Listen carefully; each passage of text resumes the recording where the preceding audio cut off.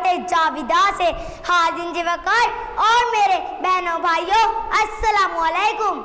मुझे आज जिस मौजू पर लाभकुशाई करने का मौका मिला है वो है आज़ादी।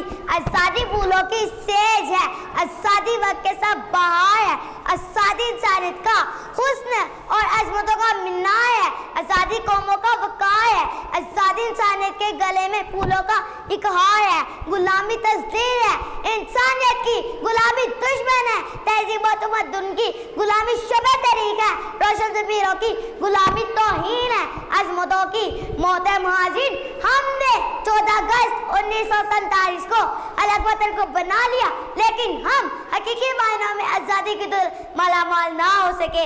आइए हम सब मिलकर ऐद करते हैं कि हम इस वतन अजीज पाकिस्तान को हकीकी आज़ादी दिला कर रहेंगे, क्योंकि गुलामी में नाकाम आती है शमशीरें ना तदबीरें, गुलामी में नाकाम आती है शमशीरें ना तदबीरें, जो सोके की पैदा तो कट जाती है जंजीरें, वमा अलैना इल्लल बलागुल मुबीन।